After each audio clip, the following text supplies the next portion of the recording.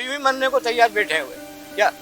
अब तुम्हारे हमारे साथ इस तरह का अन्याय करो, मिलिट्री में जान दी इन लोगों ने, मर गए मिलिट्री में लोग, और आज ऐसी हो रही है कि आज घर से बेघर कर रहा हूँ। हम हाउसिंग बोर्ड उस टाइम पे किया कि मकान हम बना के दें, हमने कहा जाएंगे चलते फिरते, तो हम कहाँ से दें, खुद ही बनाने को देने को तैयार हो गई थी हाउसिंग बोर्ड। तो हमारे लोगों को हम जाए काम, हम काम धंधा भी नहीं, बाहर जाके करेंगे क्या, हम क्या करेंगे फिर।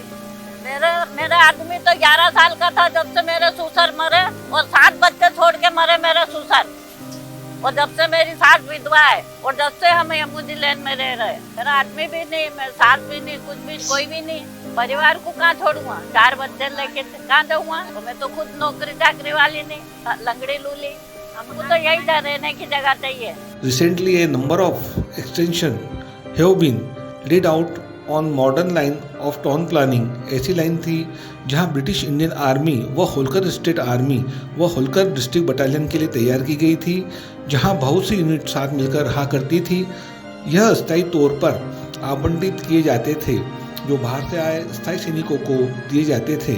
इन लाइन में सभी आधुनिक सुविधाएं मौजूद थी। प्रत्येक लाइन में जल, ड्रेनेज, लेड बाथ सुविधाओं के साथ स्ट्रीट लाइट की व्यवस्था हुआ करती थी। इन लाइन की पूरी जवाबदारी रख रखाव सैनिकों को स्वयं के व्यय पर करना होता था। यह राजकोष से महसूल प्रतिमाह कर के रूप में सैनिक तनख्वाह से काट ली जाती थी, जो एक निश्चित समय पूर्ण हो सैनिकों को इन क्वार्टर्स, इन लाइन मकान पर मालिकाना हक देता था।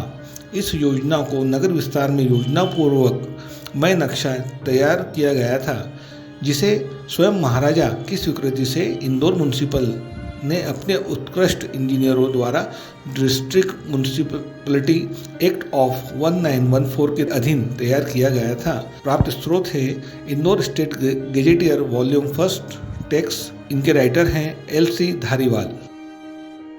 हम लोग एमओजी लाइन में सन 26 से निवास करते हैं। पहले श्री जगन्नाथ प्रसाद मिश्रा जो कि होलकर स्टेट के आर्मी में घुड़सवारी में थे, उसके बाद मैं मोहनलाल जो कि आर्मी का सन 65 के वार में मैं था, और वहाँ मुझे चोट लगी, मेडिकल बोर्ड आउट होकर मैं वापस आया। इस तरीके से हम लोग यहाँ करीबन 100 साल से निवास करते हैं। फिर भी आजकल नगर निगम हमारे पीछे पड़ी हुई है, जो खाली करने के बार बार नोटिस देती है। हम लोग 104 परिवार के यहाँ निवास करते हैं, एक साथ रहते हैं। हमारा केस कोर्ट में चल रहा है, जो कि हमारे पक्ष में निर्णय होगा, ये हमें पूरी आशा है। इस तरीके से जो नगर निगम हमें परेशान कर रही है, शासन के कई स्मार्ट सिटी के या इसके जो हैं, ये हमें परेशान नहीं करे, यही हमारी निर्णय है। हम सभी एमओजी लाइन के जितने थे उसमें सभी परिवार के लोग हैं और एक साथ घुल मिल कर रहते हैं। बचपन में भी हम लोग इधर समाजवाद इंदिरा नगर, समाजवाद नगर और खालसा स्कूल, वहाँ तक हमारे लोगों का खेलने कूदने का जगह थी। लेकिन शासन ने अपनी नीतियों के अनुसार हमें इतना संकुचित कर दिया है कि हम सिर्फ 8 लाइन में समेट के रह गए। हमारे साथ के ही कुछ लोग जो लाल बाग के पीछे रहते थे, जो वो भी उस समय के ही थे, जिनको भी शासन ने नहीं, महाराजा ने उनको वो लाइन उनके नाम कर दी। नेहरू जी ने भी एक तार किया था, इन्हें लाइन दे दी जाए। प्रकाश चंद्र सेठी ने हमारे लिए बहुत कुछ कोशिश कहा कि इनको दे दिया जाए, लेकिन हमारी सुनवाई नहीं हुई। इतना ही कह करके मैं अपना यहाँ पे रहते हुए 100 साल हो गए हैं। हमको ये मालिकाना हक हमको दिया जाए यहाँ के। मैं इंडियन आर्मी में था। सन 1971 और 65 की लड़ाई में मैं लड़ा। बांग्लादेश में रहा, आसाम में रहा, लद्दाख में रहा, नथुला बॉर्डर में रहा हूँ मैं। और उसके बाद मेरे पिताजी जो थे ब्रिटिश ज़माने में 3 लड़ाई लड़ी है। आज हमको यहाँ पर 96 साल से रह रहे हैं और यहाँ पे पहले नगर निगम नहीं थी। इसके बाद भी हमको यहाँ पे बेदखल करा जा रहा है।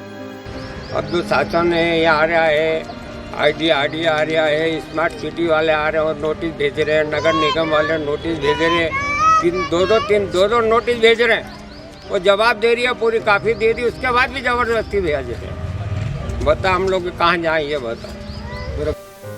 मैं करुणा चौधरी एमओजी लाइन से हूँ। ये एमओजी लाइन में अतिक्रमण हो रहा है, ये गलत हो रहा है। हम भूतपूर्व सैनिक है, हमको 96 साल हो गए, 1926 से यहाँ रह रहे हैं और हमारी आर्थिक स्थिति नहीं कि हम कहीं जाए। आपसे ये उम्मीद है कि हमको तो यहीं मालिकाना हक मिलना चाहिए। सभी परिवार ऐसे हैं कि अपना नया कहीं रेन बसेरा नहीं कर सकते, सभी को यहाँ जगह मिल जाए। और हमारा पहले कुछ तनख्वाह में से ये ज़मीन हमको राजा साहब ने दी थी, तो उस ज़मीन के पैसे भी हमारी तनख्वाह में से कुछ कटौती होती थी, पर अब इतना ये नहीं कि पर हमको हमारी ये ज़मीन मिलना चाहिए। आपका कानून है जो आपने खुद ने ये निकाला है कानून की 60 साल बाद उनकी जमीन दी जाती है, तो क्यों नहीं हमारा हक हमको दिया जाता है? आज हम 4 पीढ़ी हो गई है, हमको हमारा हक चाहिए। हम यहाँ से जाना नहीं चाहते, हमको यही रहना, और हमारी आर्थिक स्थिति नहीं है कि जो हम यहाँ खरीद के और ले सके। हमारे पिताजी यशवंतराव दाजीबाबू करडे, उन्होंने 17 साल SCUD में सर्विस की है, SC में। और उसके बाद में मैं मनोहर पिता यशवंतराव करडे, मैंने 17 साल के 16 साल सर्विस की है। अभी इस समय पे हमको निकाल रहे हैं यहाँ से। जब हमारा बुढ़ापा आ गया, हम जैसे तैसे हम पेंशन में अपना गुजारा कर रहे हैं। इसके बाद में फिर हमारे को अभी रहने के लिए कुछ भी नहीं है इसके अलावा। मेरा नाम प्रतिभा जोशी है, मेरा जन्म ही यहाँ का है। महारानी होमगार्ड जो एमओजी लाइन के नाम से प्रसिद्ध है, तो ये 60 साल पुरानी नहीं, 80 साल पुरानी है। और यहाँ से जो भी पहले मासिक भत्ता लिया जाता था, नगर निगम तो हम लोगों के सामने ही बनी है, ये तो बाद में बनी है। जो अब हमको मालिकाना हक देना चाहिए।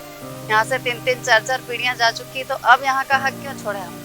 हमको यहाँ पे अब यहीं पे ज़मीन चाहिए, यहीं पे मकान चाहिए। हम यहीं रहना चाहते हैं, इसको नहीं छोड़ना चाहते।